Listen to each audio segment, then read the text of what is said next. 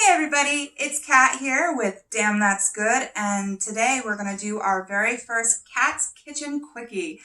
I was making pumpkin bread earlier because, well, it's Halloween. Pumpkin season is officially here, and I'm super excited to share my favorite pumpkin loaf recipe. So this is the final product. As you can see, it's got a beautiful coloring to it. It's got nuts on top. I chose pecans because we are in Texas down here, and that is the nut of choice. So let's go ahead and get started, and we'll get it going. All right, let me put this aside. Okay, so I'm gonna put all of the ingredients listings in the description below. So we're gonna go ahead and get started. I'm gonna do all of my wet stuff here and just get it going. This is going to be our butter into our sugar. It's a lot of butter, and I love it. So I'm just going to go ahead and get this all mixed together until it's a little chunky looking, but blended enough. What we're doing here is we're combining the butter and the sugar so that the sugar can start its meltdown. And we're going to get the rest of our wet ingredients going as well. All right, so that looks pretty good. We're going to go ahead and add 3 eggs. And then about 2½ to 2 3/4 cups of pumpkin puree. If you end up having to use 2 cans and you have a little bit of a can left over from the amount that our ingredients are going to call for, that's okay. Use it all. So we'll go ahead and get that all mixed together.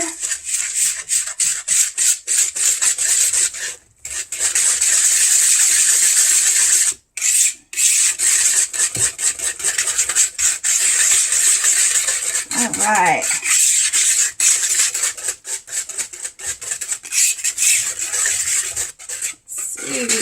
All right, look at that. That looks perfect. All right, so let's just set that aside for a moment. I'm going to go ahead and do our dry ingredients just to get that ready. In this container, I've got a combination of cinnamon, powdered vanilla powder, and ginger. So we're just going to go ahead and throw that in. And then I'm going to do our baking powder, baking soda, and salt.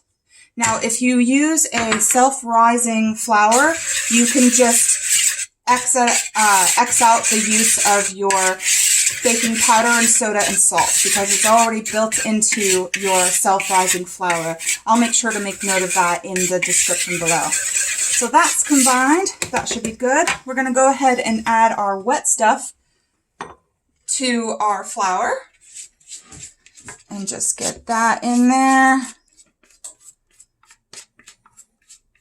Just want to get all the bits because I want all of that sugar and I want all of that pumpkin. Now, if you're trying to watch your sugar use, you're going to have to look up the ratio of regular sugar to Splenda or whatever it is you use because I don't know what it is. I like real sugar. If I'm going to splurge, I'm going to go with the real stuff. All right, so let's go ahead and just get this mixed together. Ooh, we got flour going all over the place. Look at that. Now, if you have a mixer or a stand mixer or even a hand mixer, feel free to use. I just really like using my super adorable giraffe whisk. Plus, it's less cleanup. All right, so that's getting a little stiff, and that's the way we like it. That should be good. We got a little flour pop in there. All right. So at this point, this is when you can go ahead and add in your additional flavors, like your dry bits. If you wanted to add in some nuts to the batter to bake in the bread, or if you wanted to add some dried fruit as well. I've had cranberry in mine before. It's delicious. What we're going to do is, this is a lot of batter. It makes enough for 2 loaf pans for your standard size. I've already got mine greased and floured so that it makes for easy removal later. So let's go ahead and get this split between the two.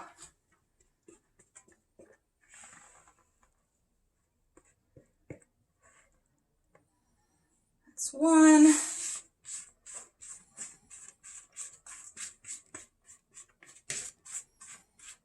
And two. If it's not perfectly even, that's fine. Do the best you can. It's going to be delicious regardless. All right. So let's go ahead and give that a little spread. Let's see this. Oh, it's so thick and creamy. And the other one. All right. Some of that extras off. Shake it in there to help smooth it a little bit. We'll get rid of that.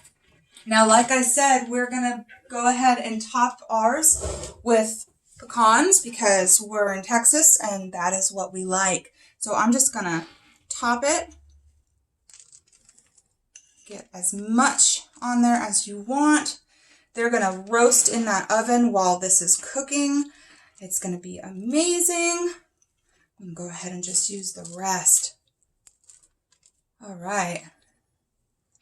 Okay, so last but not least, this right here, I call this my special shaker. I use it for toast. I put it on my pancakes. I put it in my coffee every day. It is a combination of the same stuff we used in our batter. It's cinnamon, it's sugar, it's ginger, it's the powdered vanilla.